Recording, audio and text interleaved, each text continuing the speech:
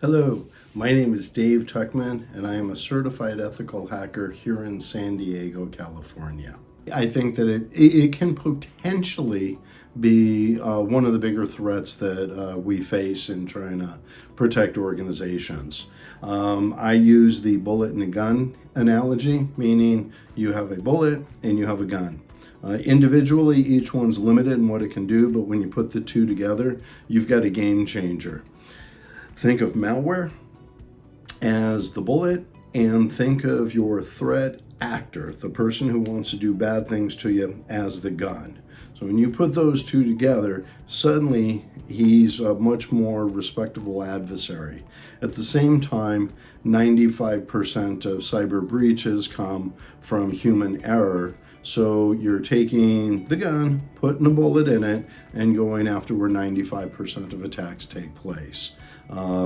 That's why being a certified ethical hacker and doing what you can to help protect organizations is very important. I think it's becoming more effective simply because it has to.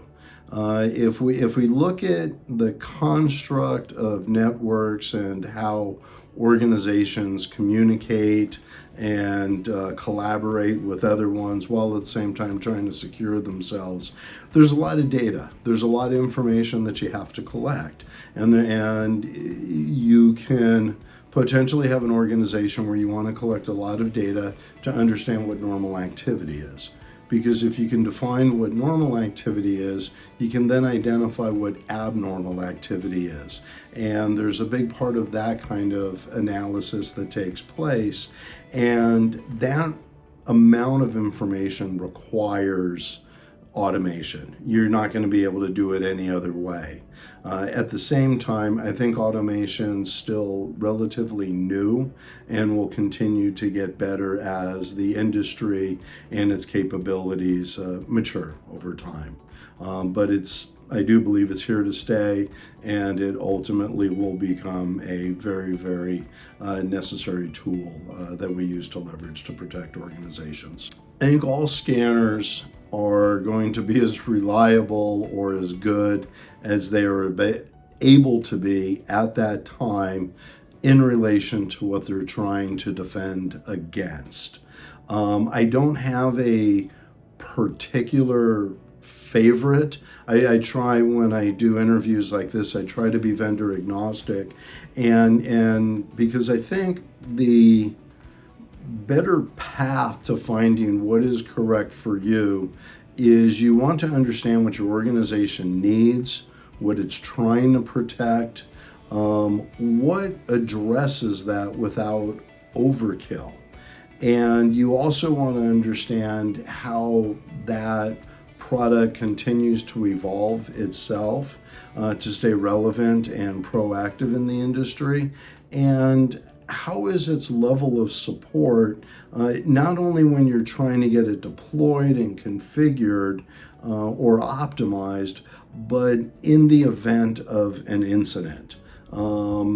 If you look at different companies like that, you'll quickly find which ones to no longer consider, and you'll find the ones that can be better for your organization, and you want to go after those.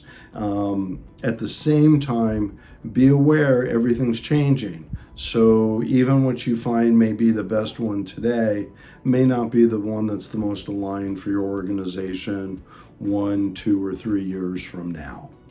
What I do doesn't get very granular from like a forensics, reverse engineering, enumeration type of perspective that a lot of other ethical hackers do. So they're going to be a lot more knowledgeable and capable, or they're going to have more information in how to try and answer a question like that. I deal with it more from a strategy level. So before there is an incident, we've really tried to apply defense in depth. Let's segregate out the network. Let's identify what's public facing, which parts of the network have greater priority, things like that. So if there is an incident, we can isolate it better, isolate it faster, and work on business continuity better to get whatever was impacted up and running. As far as the devices themselves that get impacted, we will either wipe them clean, and if we can't, we'll replace them.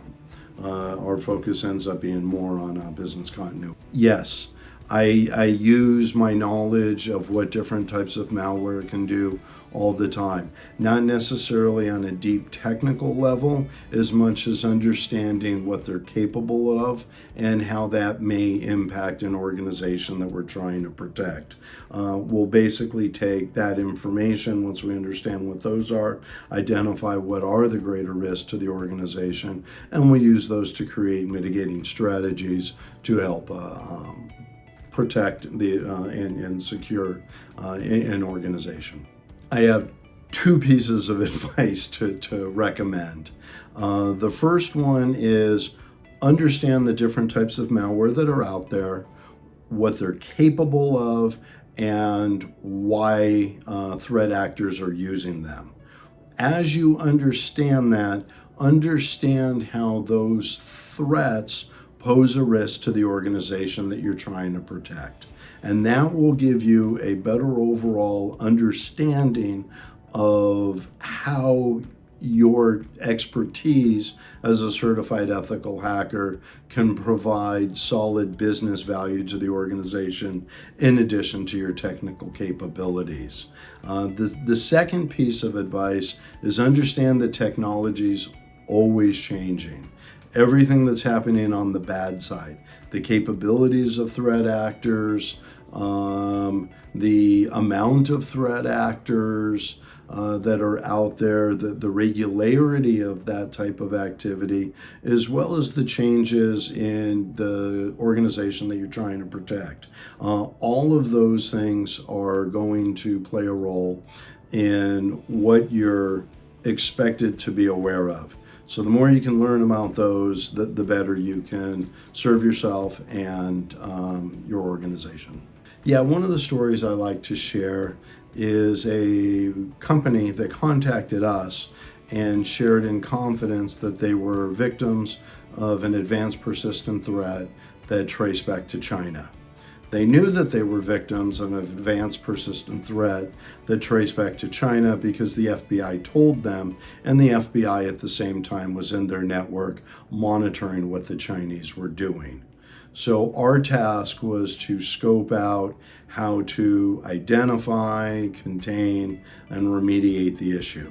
When we put together the scope, the client said no. It was too much. It was too much time, too much effort, and too much work.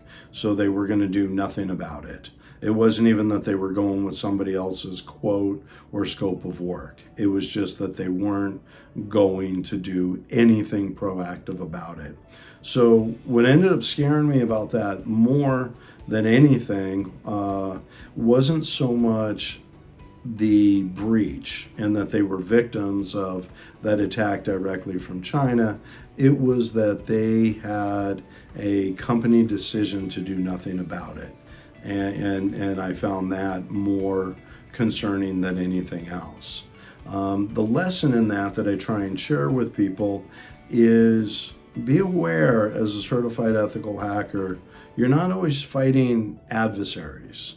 You may be fighting a company's risk tolerance, financial challenges, or maybe just a culture issue. And you're going to have to navigate through those as much as you're going to have to navigate against a threat adversary.